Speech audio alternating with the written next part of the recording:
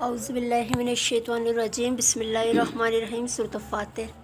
اعوذ باللہ من الشیطان الرجیم بسم اللہ الرحمن الرحیم۔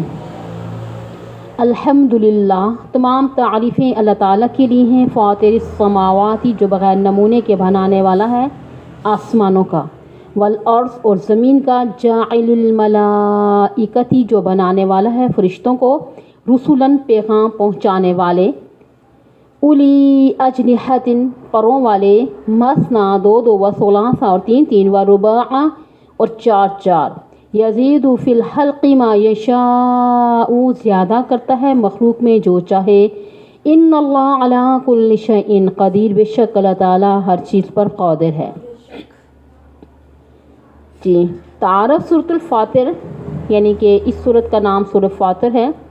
فاتر کا لفظ پہلی آیت میں موجود ہے۔ یہ سورت مکہ مکرمہ میں نازل ہوئی ہے۔ اس سے پہلے 42 صورتیں نازل ہو چکی ہیں، اور اس کا کتنا نمبر ہے؟ 43واں نمبر ہے، اور اس کے 5 رکوع اور 45 آیتیں ہیں۔ اس صورت میں اللہ تعالیٰ نے توحید، رسالت اور قیامت کا مسئلہ بڑے شرح و بسط کے ساتھ بیان فرمایا۔ دیکھیں کہ پہلے توحید کا مسئلہ ہے کیا؟ بولے نا، الحمدللہ، تمام تعریفیں صرف اللہ تعالیٰ کے لیے ہیں۔ فاطر، فاطر کا معنی ہے بغیر نمونے کے، یعنی کسی شے کو بنانا، کسی چیز کا نمونہ دیکھ کر اس کی شکل بنا لینا آسان ہوتا ہے، لیکن بغیر نمونے اور مثال کے پیدا کرنا یہ اللہ تعالیٰ کا کام ہے۔ تو معنی ہوگا جو بغیر نمونے کے بنانے والا ہے، کیا؟ آسمانوں کا اور زمین کا۔ سورۃ الانعام کی آیت نمبر 101 میں ہے، بدیع السماوات والارض۔ بدیع کا معنی ہے کیا؟ نو ایجاد کے ہیں، یعنی جس کے پہلے کوئی مثال نہ ہو۔ اور بدعت کو بدعت بھی اسی لیے کہتے ہیں نا، اس کی پہلے دین میں نظیر نہیں ہوتی، بدعتی اپنی طرف سے گھڑتا ہے۔ السماواتی، جو قرآن کریم میں بہت مقامات پر آیا، لیکن 7 زمینوں کا ذکر صرف ایک مقام میں ہے۔ کون سی صورت ہے وہ آپ کو یاد ہوگی؟ سورۃ طلاق کے اندر فرمایا، وَمِنَ الْأَرْضِ مِثْلُهُنَّ، اتنی ہی زمینیں اللہ تعالیٰ نے پیدا فرمائی ہیں۔ فرمایا، جاعل الملائکۃ رسولا، ملائکہ کا یعنی کہ مجرد الو کا، یعنی اس کا معنی آتا ہے پیغام پہنچانے والا۔ ملائکہ کو ملائکہ اسی لیے کہتے ہیں کہ وہ اللہ تعالیٰ کے احکام پہنچاتے ہیں، کسی پہ رحمت کا، کسی پر وحی کا، کسی پر لعنت کا۔ مسلم شریف میں روایت ہے، خلقت الملائکۃ من نور، فرشتوں کو نور سے پیدا کیا گیا، لیکن یہ وہ نور نہیں ہے جو اللہ تعالیٰ کا ذاتی نور ہے، اس سے کوئی چیز نہیں بنائی گئی۔ فرشتے جس نور سے پیدا کیے گئے وہ مخلوق ہے، جیسے پانی مخلوق ہے، ہوا مخلوق ہے، مٹی مخلوق ہے، آپ لائٹ لگا لینا، آگ مخلوق ہے، اسی طرح نور مخلوق ہے جس سے فرشتوں کو پیدا فرمایا۔ فرشتوں میں نر مادہ نہیں ہے، اور نہ وہ کھاتے پیتے ہیں، نہ ان میں جنسی خواہشات ہیں۔ ایک آدمی کے ساتھ دن رات میں 24 فرشتے ہوتے ہیں۔ مانا ہوگا جو بنانے والا ہے فرشتوں کو، پیغام پہنچانے والے، رسولن، رسول کی جمع ہے، اس کا معنی ہے پیغام پہنچانے والا۔ اولی، یہ ذو کی جمع ہے، من غیر لفظہ، اجنحۃ، جو ناخن کی جمع ہے، مانا ہوگا پروں والے۔ فرشتوں کے پر ہوتے ہیں نا، مثنا، دو دو، و ثلاث، اور تین تین، و رباع، چار چار، یعنی کہ زیادہ کرتے اللہ تعالیٰ تخلیق میں جو چاہے، یعنی پر زیادہ بھی کر دے۔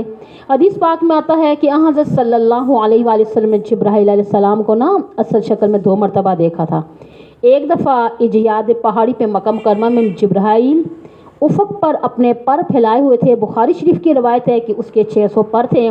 دوسری مرتبہ معراج والی رات سدرۃ المنتہا کے پاس دیکھا، اور جس کا ذکر سورۃ نجم میں ہے، وَلَقَدْ رَآهُ نَزْلَةً أُخْرَىٰ۔ ان 2 مقامات کے علاوہ جتنی مرتبہ بھی جبرائیل علیہ السلام آئے، مختلف آدمیوں کی شکل میں آئے۔ تو کبھی وحیہ بن خلفیہ کلبی کی شکل میں آئے، جو وحیہ بن خلیفہ کلبی کی شکل میں جو اس سے کہتے ہیں نا رضی اللہ تعالیٰ عنہ بولے، کبھی کسی دیہاتی کی شکل میں آئے۔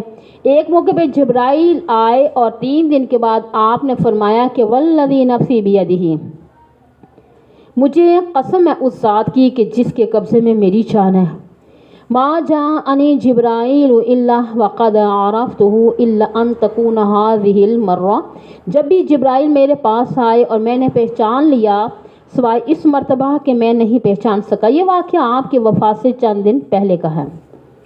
تو فرمایا کہ وہ بڑھاتا ہے خلق تم میں جو چاہے، ان اللہ علی کل شیء قدیر، بے شک اللہ تعالیٰ وہ ہر چیز پر قادر ہے۔ ما اسم موصول کا ہے، الذی کا معنی ہے نفی کا نہیں ہے۔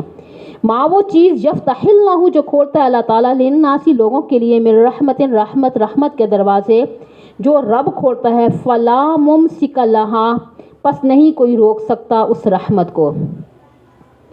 اللہ تعالیٰ جس کو اپنی رحمت سے نوازتا ہے دنیا کی کوئی طاقت اس کو نہیں روک سکتی۔ وما یمسک اور جس کو روک دے، فلا مرسل لہ پس نہیں ہے کوئی اس کو چھوڑنے والا، من بعدہ اللہ تعالیٰ کے روکنے کے بعد۔